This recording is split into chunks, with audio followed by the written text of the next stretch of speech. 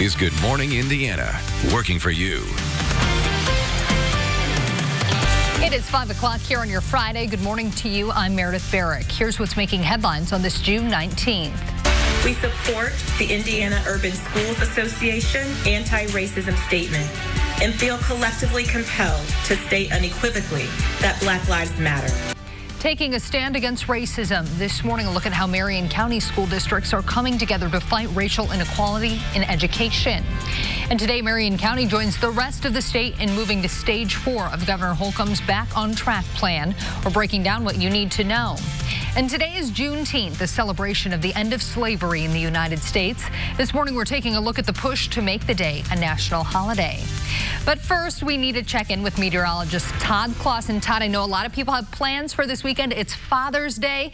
What do people need to know weather-wise? You know, on Father's Day itself, Meredith, probably the chance of a few isolated storms. Don't cancel any plans, including outdoor ones. If you do have them with Dad, they should be pretty spotty in nature. But until then, if you're celebrating a little bit earlier today or tomorrow, we're in pretty good shape as temperatures will be warm, close to 90 degrees, but we will be mainly dry. So what do you need to grab before you go today? Well, this has not changed all week long. Sunglasses, sunscreen, and drink plenty of water as temperatures again this afternoon will be creeping up closer to that 90 degree mark. We're in the 60s right now everywhere except for Crawfordsville at 59, 67 Martinsville, 68 in Indy, Bedford at 65 degrees, and off to the east in Richmond we're at 66.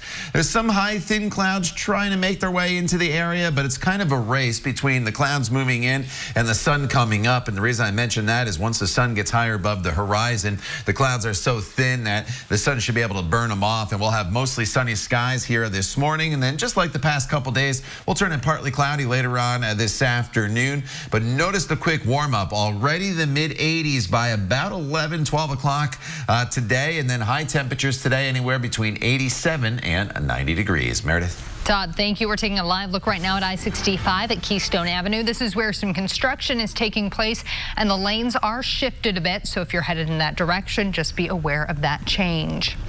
Today, more businesses across Indianapolis will reopen as Marion County enters stage 4 of the governor's reopening plan. Our Alyssa Donovan is live this morning with what we can all expect. Alyssa, a lot of people have been waiting for this. Yeah, so it's finally here, Meredith. Marion County is entering stage 4 today. What does that mean? It means that bars and nightclubs will be opening up at 50% capacity, as well as some other businesses across the county. And some of those restaurants and bars here on Mass Avenue did announce that they're going to open their doors at more capacity on social media yesterday. Many restaurants are already open with outdoor dining, and now indoor dining can be open at 75%. Movie theaters, bowling alleys, live music venues, entertainment and tourism sites will also be allowed to operate at 50% capacity. That includes zoos and museums. Hours of worship can also increase, or houses of worship rather, can also increase the amount of people allowed inside. Public gatherings can increase to 250 people. Marion County public health officials are now suggesting we proceed to stage 4. And Mayor Joe Hogsett still recommends people adhere to social distancing rules and wear masks and wash their hands as much as possible. And we are set to go into that next stage, stage 5, which is going to be the final stage of the governor's reopening plan. That is set to go into effect on July 4th. Reporting live, Alyssa Donovan, RTV6. Alyssa, thank you. Another attraction reopening in downtown Indy is the One World Gondoliers. They actually opened last week with new safety measures in place. You can't buy individual seats, just private boat rides for 2 to 8 people, and the gondolier is 11 feet away from the passengers. We spoke to the owner who says he is happy to be back in business. One of the things that's really great about our business is that we're with people every single night when they are celebrating those moments in life. And we've all been cooped up at home, and it's time to get out and celebrate those birthdays, anniversaries, weddings, proposals. You know, that's important. Time with family, friends, and loved ones. Come do that with us here. It is suggested you make a reservation online. Rides are 30 or 60 minutes. The gondolas operate daily from 1 to 9 p.m. through September 11th. Turning now to the latest coronavirus numbers from the state health department. Thursday, we learned 15 more Hoosiers have died from COVID-19. Those deaths occurring between April 15th and June 17th. As of this morning, there were 2,304 reported Hoosier deaths from the coronavirus. The state also reports 584 more Hoosiers tested positive for the virus. That is the highest number of the past 6 days. The statewide total now stands at 41,438. This morning, all Marion County school superintendents are standing together against racism in their schools. They have declared Marion County schools a no racism zone. Our Kelsey Anderson joins us now with more on this initiative. The superintendents in Marion County schools have vowed to learn, apply, and teach anti-racism in all of their schools. That's 11 school districts coming together for one cause to end racism in schools.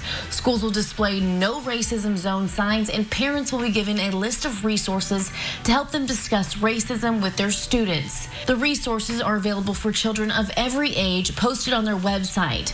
Earlier this week, the districts posted a video pledging to stand together against racism. Change is required.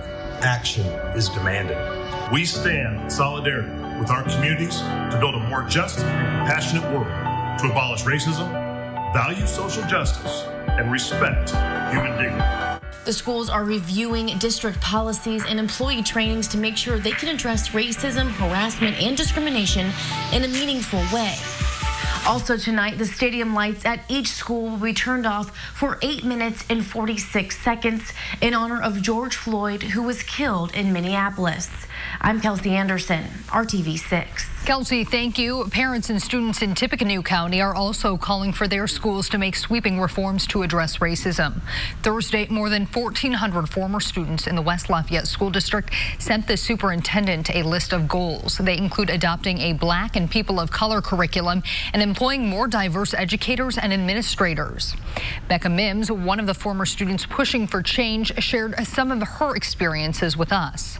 I had a kindergarten teacher tell my mom that I behaved better when my hair's braided and not woolly. Just a lot of microaggressions. You know, you talk white, you sound white.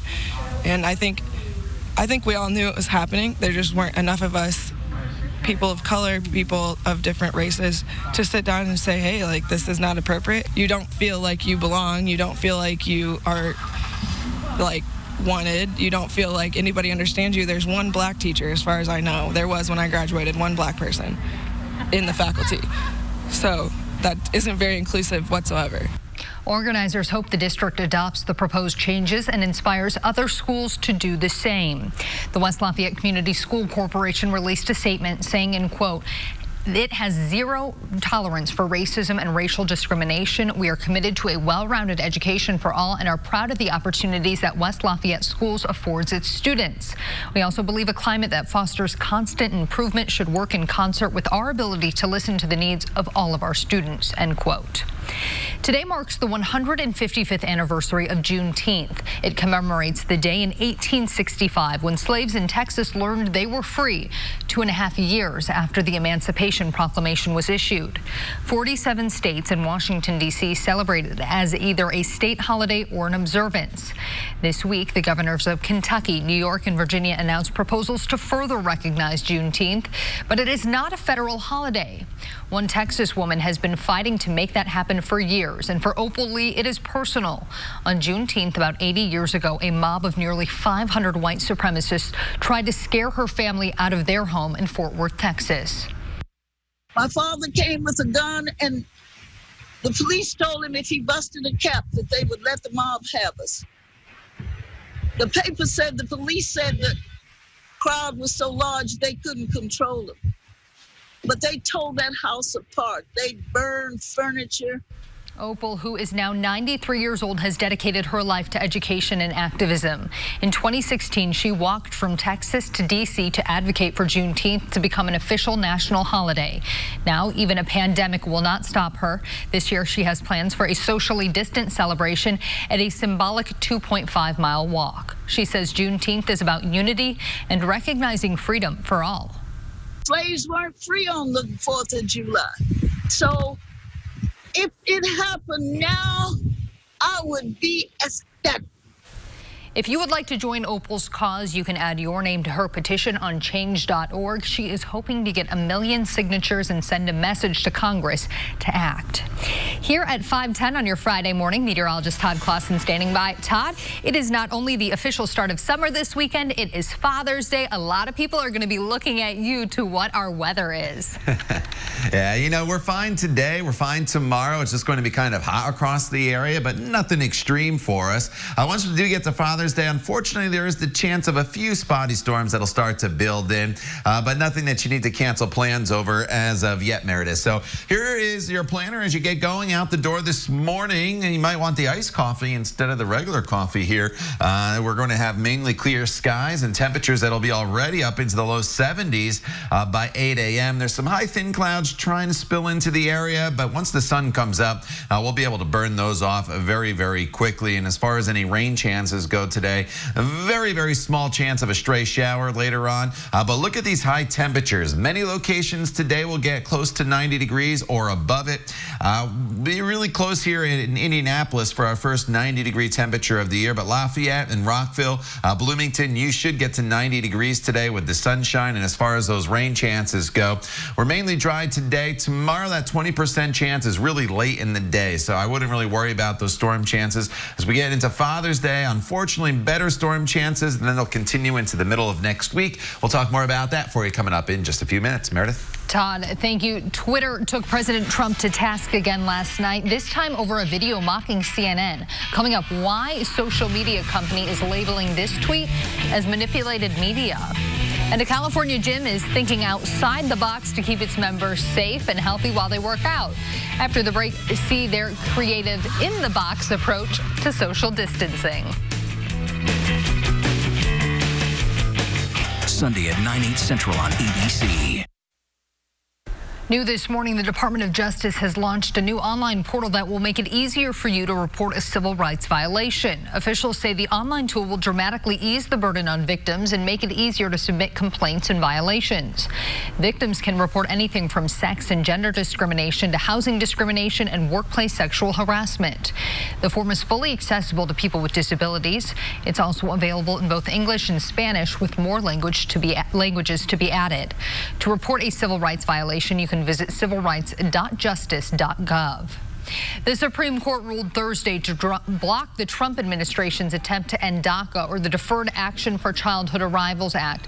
But the fight is not over. The ruling will allow immigrants to continue receiving protections and will also likely allow others to continue applying to the program. Immigration activists say while this is a major victory, they will continue to push for legislation that will give them a more permanent status in the country. Nearly 700,000 Dreamers were brought to the country illegally as children.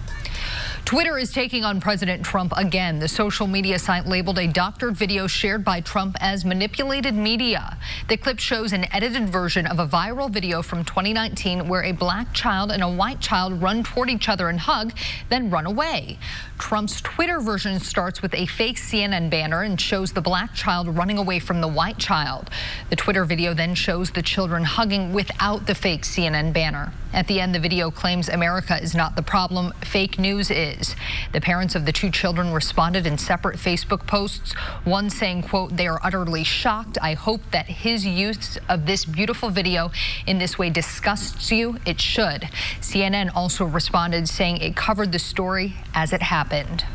President Trump is heading to the Sooner State for a weekend campaign rally. Tens of thousands of people are expected to attend the event in Tulsa, Oklahoma, and that has health officials concerned. In the last week, the number of COVID-19 cases in the city is up 111%. Tulsa's health director told the Tulsa World newspaper that he wishes the rally was postponed until the threat eases. Those who have registered have agreed not to sue the Trump campaign and other entities if they catch the virus. The Trump campaign says it will provide masks, hand sanitizer, and take all attendees' temperatures. Here at 517, a Southern California gym is addressing health concerns by thinking outside the box by putting members inside one. The owners of Inspire South Bay Fitness created these plastic pods to ensure social distancing. The idea came after the gym ruled out mandatory masks for members. Each pod is constructed of shower curtains and PVC pipes. The owners also have cut class sizes and are cleaning the gym regularly. They say the response to the efforts has been overwhelmingly positive. I think I could get on board with that, Todd. What do you think? I agree with you. Look at that. You're just in your own little world there. Pumping the iron. Although I prefer the outdoor workouts still. Like, I'm kind of used to it and enjoying the sunshine and the low humidity, Meredith. And that's going to continue as far as the low humidity goes and the sunshine in the forecast today and in the coming days. Although I do think we have our first potential crack at 90 degrees for your high temperature here in Indianapolis for 2020. Either today or tomorrow, I think it's probably going to happen. Our average high now is in the low 80s. And you notice kind of that spike here today and especially tomorrow as we get really close to that 90-degree mark here on Saturday. And then as we build in some additional storms into Sunday and then next week, that's when we're going to start to see the temperatures cool off just a little bit. As far as the humidity goes, we're going to start to climb up into that muggy category today, but it's really Sunday and Monday that I think the humidity is the highest in this forecast going forward. And that's also when we have the best rain chances, so they kind of go hand in hand. And then as we get into the middle of next week, that's when the humidity is going to start to drop back down to more comfortable levels. We're in the 60s this morning now, anywhere you go. Right at 60 degrees in Crawfordsville, Martinsville 66, as well as Muncie and Richmond 64 from Bloomington to Bedford and up in the Tipton area. One thing you'll notice today, we'll warm very, very quickly. We'll go from where we are right now, basically to 80 degrees already by 10 a.m., up to 85 degrees by time we get to the noon hour. And then high temperatures today will range anywhere from 87 to about 90 to 92 degrees, depending exactly where you are. And it's all going to have to do with some cloud cover. You notice some clouds trying to make their way into our area, part of this cluster of storms off to our west. But once the sun comes up, these clouds are really thin. Our air is really dry. We should be able to burn that cloud cover off. And we'll have mostly sunny skies this morning, and then eventually turning just partly cloudy later on this afternoon. TrueCast is trying to put down a few isolated showers. Could it happen? Yeah, there could be a stray sprinkle later on today, but the air is just so dry that I really think they're going to have a hard time getting going. Now tomorrow, Saturday, the first day of a summer, 90 degrees, your high temperature with lots of sunshine from start to finish. And then as we work our way into Sunday on Father's Day, that's when we'll start to bring in the chance of some scattered storms to the forecast. Once again, highs right around 90, but Sunday's just going to be more uncomfortable because the humidity levels are going to be higher. We'll keep the storms in the forecast through Tuesday and maybe an isolated one early Wednesday, but they're the cooler, less humid air mass coming back into the forecast Wednesday, Thursday, and maybe carrying that into next weekend as well. Meredith? Todd, thank you. The economic shutdown prompted by the coronavirus has had a financial impact, and now we're learning its impacting American currency itself. Specifically, we're seeing a shortage of coins, quarters, dimes, nickels, and pennies. The reason? Businesses were closed and people were staying largely inside, halting the flow of change through the marketplace. The Federal Reserve Chair says it's a temporary issue and officials have been coordinating with the U.S. Mint to fix the problem. The coronavirus pandemic upended schedules for employees across the country, forcing many companies to change how they do business. And for some, that meant rethinking the traditional Monday to Friday work week. The 4-day work week got a boost when former Democratic presidential hopeful Andrew Yang touted the concept.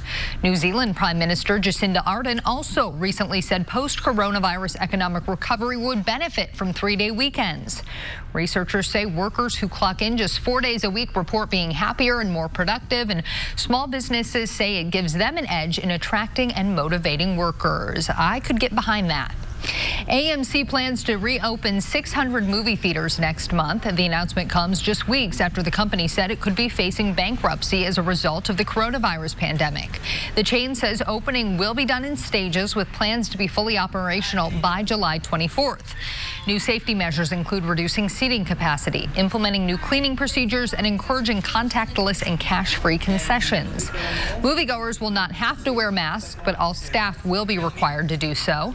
Theaters will also sell face coverings to anyone that wants one. The coronavirus pandemic hit businesses hard, but some are thriving. Up next, the unusual product that is seeing a surge in business thanks to COVID-19. You're going to be very surprised by this. We'll be right back. Easy, even Petey can do it. This summer's must-buy item could end up being portable urinals. Searches for urinal bags on Amazon have reportedly increased 500% in the past 6 weeks. In case you don't know, a urinal bag is exactly what it sounds like, a plastic bag you can bring anywhere to do your business. Chemicals inside the bag then turn liquid into an odorless solid you can throw away anywhere. So why the surge in popularity? One theory is COVID-19 fears are making many people avoid public restrooms. Americans are also taking more road trips and camping instead of flying. Who knew, Todd? I wish I would have invested in that earlier this year. All right. But who could have predicted that? I remember road trips with my parents when I'm younger, and can we stop? I have to go to the bathroom. Every half hour or so, yeah. Right? Yep. Mm-hmm. Exactly. All right, outside right now, we're starting to deal with the sun rising across central Indiana. The sky's starting to brighten as you look from downtown to the north. There's just some high, thin clouds out there this morning. The sun will burn those off very, very quickly. And we'll notice the temperatures warm very quick as well this morning with all that sunshine. In fact, by 9 a.m., we're probably looking at a temperature already of 75 degrees. Where are we going for your high temperatures? Well, some of you get into the 90s, especially to the south and to the west of Indianapolis. Very close in Indy and off to the east. All these temperatures are above normal. Humidity not super high throughout the day today. That is good news. It comes up, though, this weekend. More on that weekend forecast coming up when Good Morning Indiana continues. The time now is 5:27. We're back in just a couple minutes. Home experts at theindychannel.com. This is Good Morning Indiana, working for you. This morning, Marion County joins the rest of the state in getting back on track. Now at 5:30, we're live with what it means for your family as you planned your weekend. Plus, local schools are coming together to battle racism in the classroom. Working for you, we're looking at the movement designed to teach students about racism. But first, it is 5:30 here on your Friday morning. Thanks for starting your day with us. I'm Meredith Barrett. Lauren Casey has the morning off, but meteorologist Todd Clausen joins me now. And Todd, we need to check in on the weather. I know a lot of people have some very important plans this weekend, not only to celebrate Stage 4 happening, but also Father's Day, a lot going on. Yeah, you know, there's a ton going on, and the weather's going to cooperate for the most part. Sunday afternoon is probably the most inclement weather, and that's just some scattered storms that are going to build in, Meredith. So if you can kind of plan maybe your Father's Day plans or any other plans around that, that would probably be advisable, although it's not a guarantee you'll get rain in your neighborhood. This morning, no threat of any rainfall for anybody, and everybody is enjoying temperatures in the 60s. The 64 degrees in Bloomington, as well as Connersville, 68 in Indianapolis, Crawfordsville at 60 degrees. As you look from downtown to the north, off in the distance, you see on the left-hand side of your screen a little more in the way of cloud cover. There is some high, thin clouds out there, kind of spilling in from west and pushing off towards the east, but the sun should be able to burn those off very, very quickly once it gets higher above the horizon. As far as those storms off to our west, you do not have to worry about those today. There could be a stray sprinkle in far western locations this afternoon, but most of us just enjoy sunshine from start to finish. Notice the noon temperature, 85 degrees already, on our way up to a high temperature this afternoon of 89. Meredith. Todd, thank you. We're looking at I-465 at Sam Jones Expressway right now. As you can see, traffic is starting to pick up as the morning continues, but no issues to report for your Friday morning.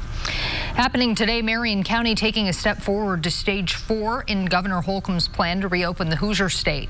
Our Alyssa Donovan is live this morning, and Alyssa, this means more businesses there along Mass Ave where you are can now reopen.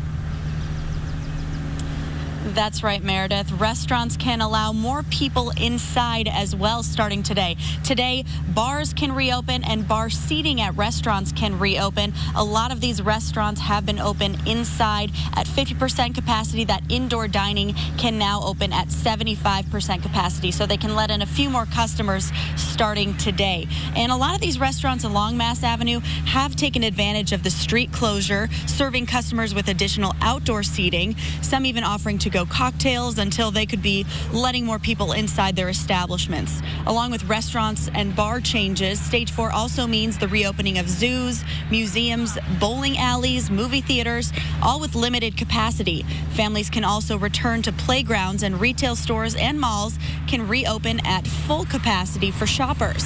Health officials say the ability for Marion County to enter the next stage is due to everyone playing their part. Our progress has occurred because the Marion County community has been following the preventative measures that we need in order to safeguard ourselves, our loved ones, our colleagues, and our friends. Large venues can also reopen today with social distancing guidelines, and gatherings are now allowed to have up to 250 people. Now, Stage 5, which is the final stage of the governor's reopening plan, that is set to go into effect on July 4th. That doesn't come with a lot more changes, but one thing that will change is restaurants and bars will then be able to open at full capacity. Reporting live, Alyssa Donovan, RTV6. Alyssa, thank you. And here's the latest look at numbers in Indiana. The State Department of Health confirmed 584 new cases. That is the highest number of daily reported cases since late May.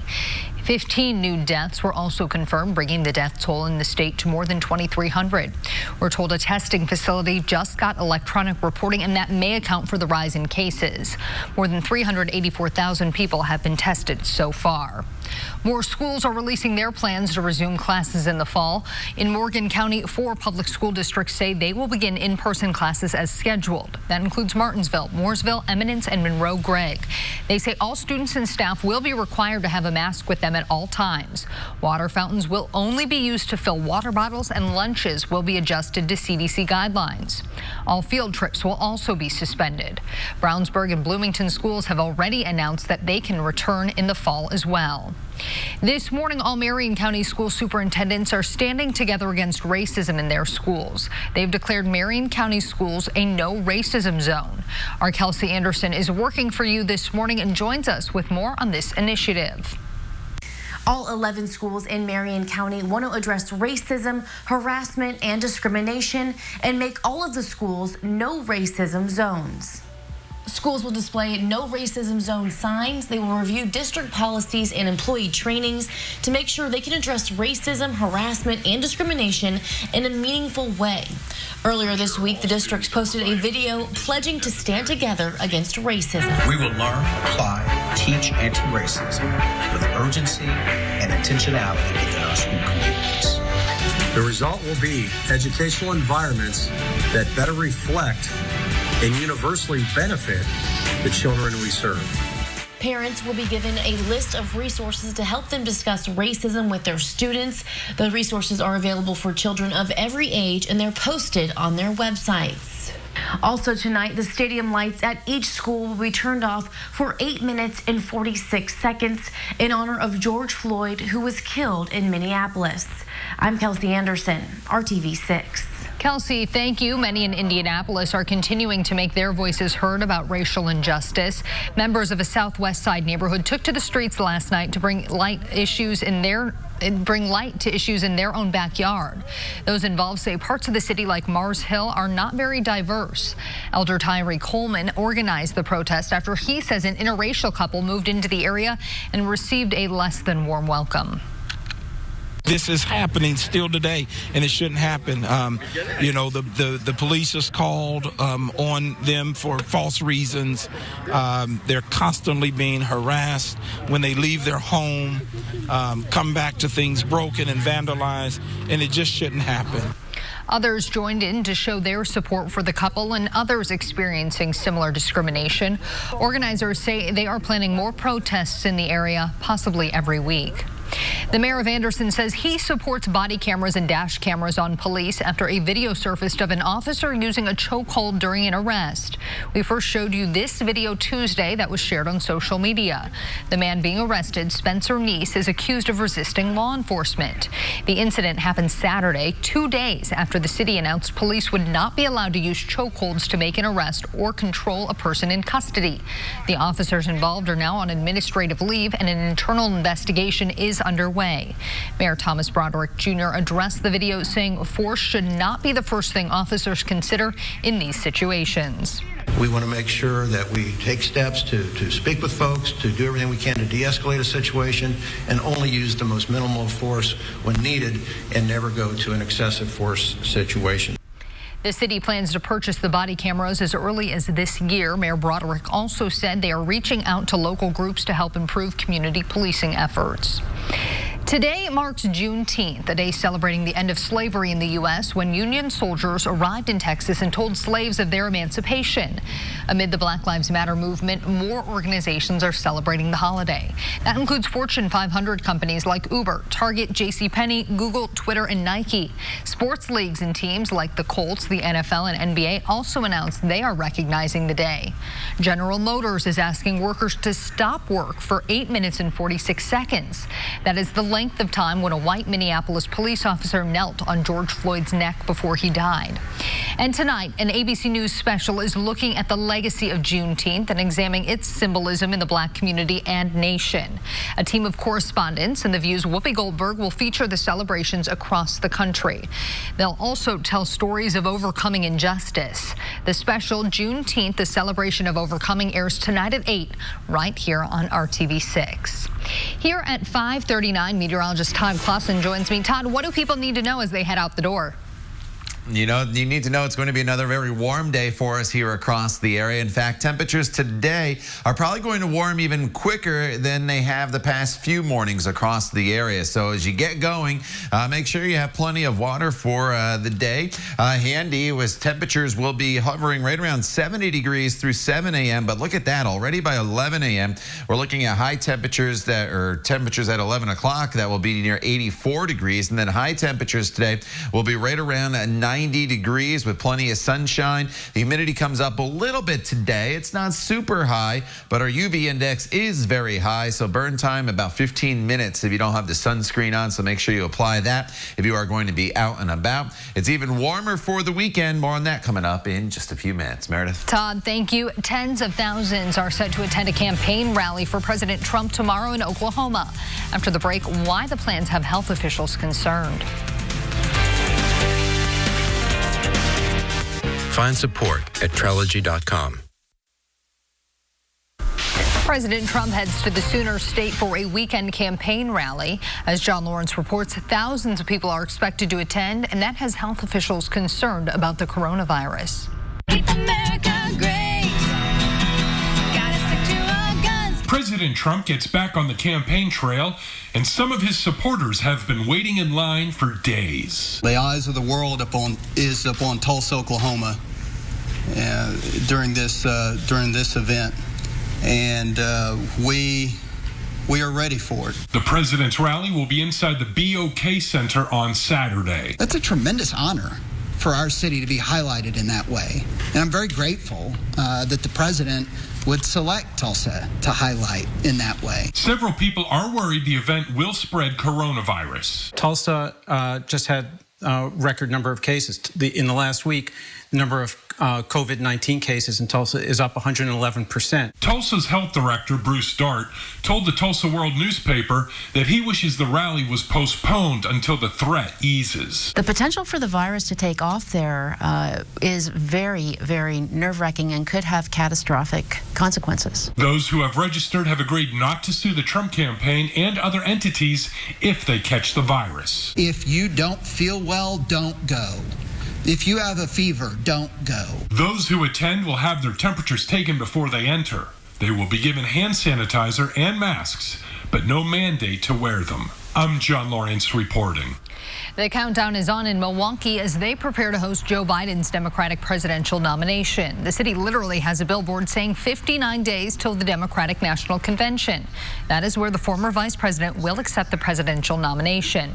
Organizers say right now the plan is for the nomination to take place August 20th. The event will be scaled back and much of it will be digital. Amy Klobuchar is removing herself from consideration to be Biden's running mate. In talks to MSNBC, the Minnesota senator said Biden should pick a woman of color as his vice president, citing national unrest over racial injustice. Klobuchar said she called Biden to tell him on Wednesday. Some of the top contenders for VP are California Senator Kamala Harris, Atlanta Mayor Keisha Lance Bottoms, and Florida Representative Val Demings. Here at 5:46, meteorologist Todd Clausen is standing by. Todd, it looks like the sun is starting to rise out there.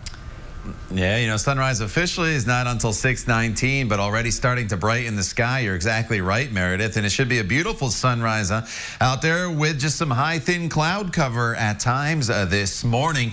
This morning will be a great opportunity for you to get out and about, maybe get that workout in early before it really starts to heat up across the area. Later on this afternoon, 68 right now in Indy, it's 59 in Crawfordsville, 63 in Greenfield, Bloomington and Bedford currently sitting right around 64 degrees. So high temperatures today will be approaching 90 degrees in some locations, especially to the north and west. 92 today in Lafayette, 91 in Crawfordsville. As we slide down to the south, we'll have high temperatures that'll be topping off in the Bloomington area and Seymour and Shelbyville, right around 90 degrees, 91 in Terre Haute. And then in around the metro area, highs will be generally right around 90 degrees as well. So it'll be very close for Indianapolis to get to our first 90-degree temperature of the year. If we don't do it today, probably a little better chance of us doing it tomorrow, but the ground is very, very dry, and when the ground dries out, it's easier for us to heat things up, and so there's the potential we could get there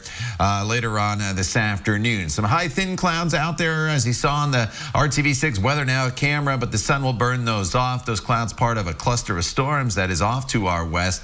Those storms will not impact us here throughout the day today, but we'll see some clouds at times throughout the day. I think we burn off the clouds this morning, and then we'll build in some fair weather clouds as we get into the afternoon hours. And TrueCast is showing a few isolated showers that are going to try to get going across the area. I don't think they'll be very successful. Again, our air is really, really dry. If anything, it's going to be a sprinkle, and that'll be just about it. Tomorrow, 4:43 p.m., that is when the summer solstice will be taking place. That is the first day of a summer. And then as we go throughout the rest of your Saturday, it's definitely going to feel like summer because high temperatures will be at that 90-degree mark with lots of sunshine. The humidity comes up a little bit tomorrow as well. I think you'll notice that. Today, the humidity is still very, very low. Your Father's Day forecast, there will be some storms around, unfortunately, for Father's Day. It's warm, it's muggy as the humidity really comes up on Sunday and Monday. So if you do have outdoor plans with Dad, you may have to keep an eye on the radar for these storms to move through. They should be scattered. It's not a guarantee everybody's going to see them. It's not going to be a line of storms, but they will be out there just with the heat and humidity that will be around. Still some storms around Monday and Tuesday, but then cooler, less humid air will return on Wednesday and Thursday with temperatures, Meredith, in the low 80s. Todd, thank you. Dr. Anthony Fauci is telling NFL fans, quote, football may not happen this year. Fauci is warning about a second wave of COVID-19, but the NFL seems more optimistic. They say they're getting ready to play this season as scheduled with safety measures like a testing program. But Dr. Fauci says in part, quote, unless players are essentially in a bubble and are tested nearly every day, it would be hard to see how football is able to be played this fall. Players are set to begin training camp at the end of next month. The regular season is set to kick off September 10th. The show must go on even if it's at half capacity. Coming up, our Brad Brown gives us a look at the first weekend with bars hosting live music open for business. We'll be right back. Or visit benbuysindy.com. Among the last businesses to be reopening in Indiana are those with live entertainment like theaters and concert halls. As our Brad Brown reports, the shows will go on, but if you're ready for a night out, expect things to be quite a bit different inside. For the past 3 months, stages all over the Hoosier State have been silenced. This weekend, the comeback tour begins. Judging by ticket sales so far, we've already sold half the tickets for Saturday night. So people are ready to get out, and I think if we're doing it safely and doing it by the book, then we're going to be just fine. The Hi-Fi in Fountain Square will be among the first to resume live concerts. Among the new COVID-19 protocols, masks are required for entry, touchless payments at the bar, and just 50% capacity. Only 200 tickets will be sold for these first concerts. None of us had ever been through this before. There's no playbook for this. And we work with a lot of venues nationally, too, to take best practices and learn from everybody else what they're doing, venues that have already opened, and how to, properly add all these new safety procedures and things like that, because seeing a show is going to be a little bit different. For these small venues, any shows will be a much-needed boost to a year that was pretty much wiped out by acts and tours canceling for the rest of 2020. I think the experience from entering into the show is going to have a little bit different feeling, and it's something to get used to. I think we're like this for a while, so once fans get used to it, it'll be fine. We just went from,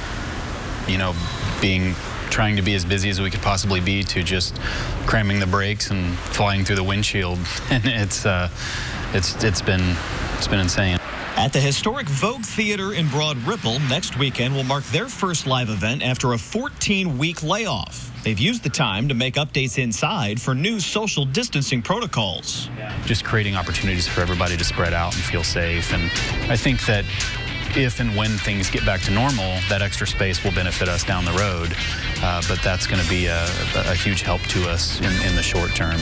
The past 3 months have been a trial in simply surviving for small venues like these all over Indiana. It's all going to boil down to the fans. If the fans don't buy tickets and come back, it doesn't matter who we have on the stage.